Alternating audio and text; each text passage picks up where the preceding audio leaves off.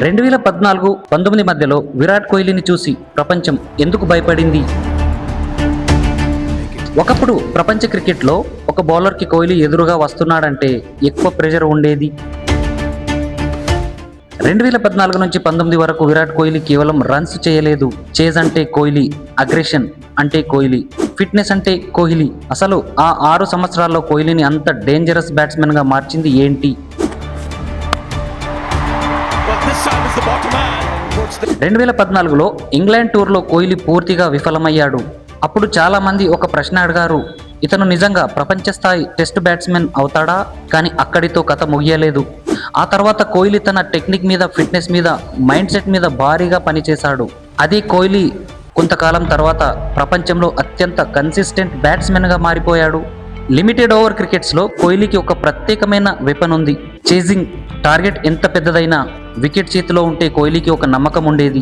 Bowlers ఎన్ని variations వేసినా, situation ఎంత ప్రెషర్లో ఉన్నా స్కోర్ బోర్డ్ని తన కంట్రోల్లోకి తీసుకునేవాడు. అందుకే ఒక స్టేజ్కి వచ్చేసరికి అపోజిషన్ టీంకి ఒక విషయం తెలిసింది, కోహ్లీ చివరి వరకు క్రీజ్లో ఉంటే మ్యాచ్ ఇంకా మన చేతిలో లేదు అని. 2016 T20 వరల్డ్ కప్ కోహ్లీ కెరీర్లో ఒక అన్ఫర్గెటబుల్ పేజ్. ఆస్ట్రేలియాలో జరిగిన మ్యాచ్లో ఇండియాకి భారీ ప్రెషర్, కానీ కోహ్లీ ఒక్క రన్ తీసుకుంటూ ఒక్కో బౌండరీ కొడుతూ చివరికి ఇండియాని విక్టరీకి చేర్చాడు.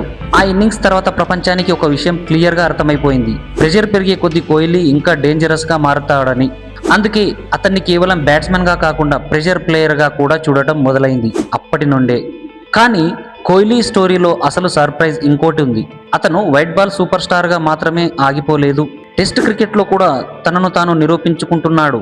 ఓవర్సీస్ కండిషన్లో పేస్, స్వింగ్, బౌన్స్ ఎదుర్కొంటూ సెంచరీస్ చేస్తున్నాడు. కెప్టెన్గా కూడా ఒక కొత్త ఇండియన్ టీంని తయారు చేయాలని ప్రయత్నించాడు. ఫిట్నెస్కి చాలా ఇంపార్టెంట్ ఇచ్చాడు. అప్పుడు ఇండియన్ క్రికెట్లో ఒక కొత్త కల్చర్ వచ్చింది. టాలెంట్ మాత్రమే కాదు, ఫిట్నెస్ కూడా కావాలి. మరి బౌలర్స్కి కోహ్లీ ఎందుకంత డిఫికల్ట్?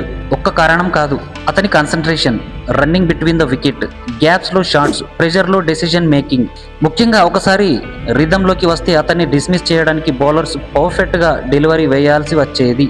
మరొక విషయం, కోహ్లీకి అగ్రెషన్ ఉంది, కానీ ఆ అగ్రెషన్ కేవలం మాటల్లోనే కాదు, అది అతని బ్యాటింగ్లో కనిపించేది. 2014 నుండి 19 వరకు కోహ్లీ ప్రయాణం చూస్తే అది కేవలం ఒక బ్యాట్స్మెన్ జర్నీ కాదు. ఫెయిల్యూర్ నుంచి కమ్బ్యాక్, డౌట్ నుంచి డామినెన్స్, టాలెంట్ నుంచి డిసిప్లిన్. అదే విరాట్ కోహ్లీ. అందుకే ఒక జనరేషన్కి కోహ్లీ కేవలం క్రికెటర్ కాదు, ఎంత ప్రెషర్ వచ్చినా వెనక్కి తగ్గకూడదు అని నేర్పించిన ఒక మైండ్ సెట్. మరి మీ ఒపీనియన్లో విరాట్ కోహ్లీ ఎలాంటి వాడో? 2014 నుండి 19 వరకు కోహ్లీ కెరీర్లో అత్యంత డేంజరస్ ఇన్నింగ్ ఏది? ఒకసారి కామెంట్లో తెలియజేయండి. ఛానల్ని సబ్స్క్రైబ్ చేయండి.